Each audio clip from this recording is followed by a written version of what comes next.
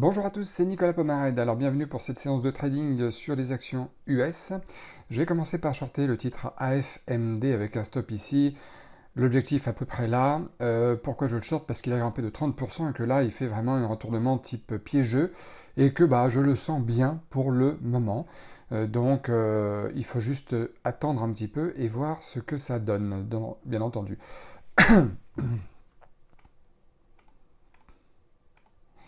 Donc là ça se passe correctement. On attend juste une petite accélération baissière. Là, je suis tenté d'acheter. Comme d'habitude, j'ai besoin de mon eau. Je ne peux pas parler sans avoir un chat dans la gorge au bout de 10 secondes. Je m'apprête peut-être à acheter le titre GLSI en cassure de ce niveau, quand il aura cassé les 68 $. Donc j'attends de mettre un stop, un ordre d'achat stop. Mais quand le titre comme ça fait beaucoup de mèches, vous voyez, hein, les mèches au-dessus des bougies japonaises, les longues mèches, les longues ombres là, c'est que c'est un petit peu hésitant et surtout très volatile.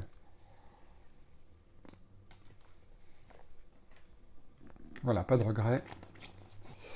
Je retourne sur le titre AFMD et là, regardez, au lieu de racheter ma position, je renforce ma position. Et là, je suis en train de perdre 500, 600 $. Grosse erreur. Donc là, j'essaie de me calmer un petit peu à ce moment précis, de réagir doucement, d'attendre un petit pullback pour perdre moins. J'ai appuyé sur le bouton vendre alors que j'étais déjà vendeur, donc j'aurais dû faire rachat de ma position et ne perdre que 200, 230 $. Et finalement, j'ai renforcé ma position et là, je suis obligé de sortir avec 413 $ de perte. C'est toujours mieux que 600, comme il y avait il y a encore quelques secondes. Mais c'est rageant. Voilà, c'est rageant de s'être fait, de se tromper comme ça, tout simplement. Voilà, de perdre 200 $ de plus que prévu. C'est rageant. Mais il faut arriver dans ce genre de cas de figure à ce moment-là, arriver à se ressaisir. Bon, c'est une erreur certes, mais de voir s'il n'y a pas d'autres opportunités, comme Apple là par exemple. Je vais acheter donc 800 titres, c'est fait, et d'essayer de se concentrer, non pas pour se refaire, il faut faire très attention à ça, non pas pour se refaire, mais juste pour voir si le marché continue à proposer d'autres opportunités intéressantes. Voilà, et c'est ce que je fais là sur Apple, donc je m'apprête à mettre un stop ici mental grâce à cette alerte, et j'attends de voir ce que ça va donner sur le titre Apple.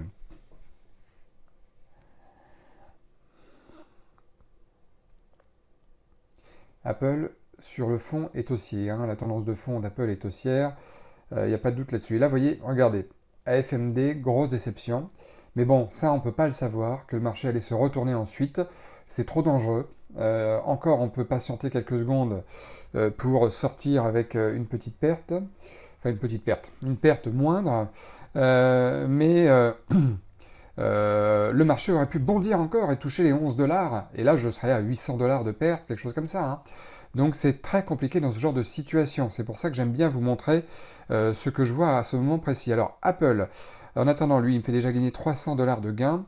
Si la vidéo vous plaît, n'hésitez pas à en profiter pour mettre un pouce. Bien entendu, je vous en parle dès maintenant. Là, ce qui est génial, c'est que ça a touché ma première alerte sur Apple. Donc je remonte mon stop de moitié, comme c'est mon plan. Et je ne prends pas tout de suite mes bénéfices. Voilà. J'aimerais bien qu'Apple casse à la hausse le chiffre des 130,50 $, le chiffre graphique, le niveau graphique des 130,50 $, pour prendre des bénéfices. Donc je vais attendre un petit peu parce que là c'est un tout petit peu trop court. Là pour le moment, pour tout vous dire, là je suis en train de gagner à peu près ce que je risque, donc c'est trop peu. Là je suis sur un graphique 3 minutes pour vous montrer où j'ai mis l'alerte là-haut, où serait mon objectif peut-être final. Voilà, je suis à 420, 440 $. Donc déjà, j'ai recoupé ma perte si je sortais maintenant.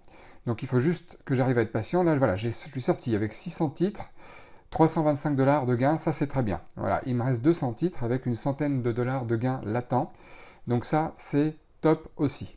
Donc j'aimerais bien effectivement gagner dans les 500, 600 $ sur Apple, notamment grâce à la deuxième prise de bénéfice que je vais mettre un peu plus haut. Voilà, je vais la mettre beaucoup plus haut même, voilà, parce que Apple est plutôt capable de faire ce genre de progression. Donc voilà, je la mets un peu plus haut, même si voilà, j'attends que ça. Voilà, on se retrouve quelques minutes après. J'attends que ça casse les 131 $, ce qui est le cas. Là, j'ai donc pu remonter encore mon stop. Là, voilà, si je sors maintenant, je suis à 540 $ de gain. Et je ne vais pas forcément trop tarder à sortir parce que ça a déjà cassé les 131 $ sur Apple, gros chiffre rond. Mais j'attends encore un petit peu tout de même parce que on ne sait jamais. Et vous voyez, regardez le carnet d'ordre qui est en bas au centre de l'écran. Les ventes sont moins nombreuses que les achats à gauche, donc c'est plutôt positif sur la suite du trade, à l'instant où je vous parle en tout cas. Et ça, c'est super. C'est très délicat hein, de pouvoir, là on est vendredi, d'attendre que le marché se passe bien, que le marché fasse son beau mouvement. C'est pas non plus facile de tenir sa position. Et pourtant, c'est vrai que c'est que ça qui peut vous sauver de faire une perte, deux pertes. Voilà. Là, en l'occurrence, c'est comme si j'avais fait deux pertes sur l'autre titre à cause d'une erreur bête. Et un seul trade sur 3 peut vous faire gagner votre journée malgré tout. Donc là, j'essaie d'être un peu gourmand, il n'y a rien qui signale pour le moment un retournement, donc je reste un petit peu plus longtemps, mais je suis quand même sur le qui-vive pour sortir, parce que Apple a déjà bien monté, tout simplement. Bon voilà, je vais sortir, je pense là, de ma position. J'ai mis une target, vous voyez l'alerte en noir là-haut, qui est assez éloignée, mais parce que je suis toujours comme ça, toujours un peu plus gourmand. Voilà, 549 $ sur Apple. Donc très beau trade sur Apple, pris en 2 temps. Voilà. Donc du coup, 1, 2, 3. J'ai passé 3 ordres de bourse du coup sur Apple. L'entrée, première sortie, deuxième sortie. Voilà, 3 trades. 16h24, moins d'une heure après l'ouverture.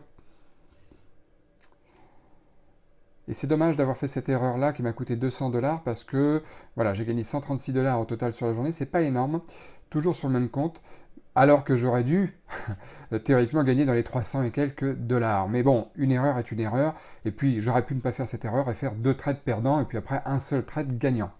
Alors oui aussi, je vais vous montrer, là, c'est marrant, parfois ça arrive sur ProRealTime. Vous voyez là, il marque 6 gagnants, 1 perdant pour la journée d'aujourd'hui, alors que je n'ai fait que 1 perdant et 2 gagnants. Donc, des fois, ils se trompent sur les résultats. Je leur ai déjà demandé pourquoi. C'est leur seul petit défaut. Voilà, c'est leur seul petit défaut. Des fois, il n'y a pas de cohérence. Et c'est étrange parce que d'habitude, les ordinateurs, l'informatique ne commet pas d'erreur. Je vois pas pourquoi. Bon, en tout cas, si ça vous a plu, n'hésitez pas à vous abonner à la chaîne en prenant soin de cliquer sur la petite cloche de notification. Et puis, si vous avez besoin d'un rendez-vous téléphonique avec moi pour ceux qui s'intéressent, pour ceux qui souhaitent se former et me poser des questions à ce sujet-là, bah, je vous le rappelle, évidemment, de temps en temps, je ne le fais pas toujours, mais je vous rappelle aujourd'hui, n'hésitez pas à prendre contact avec moi via mon site internet Nicolas Pomarède. Bon, en attendant, j'espère que vous aussi vous avez fait une bonne journée, une bonne semaine. Et puis, je vous souhaite un très bon week-end et je vous dis à très bientôt.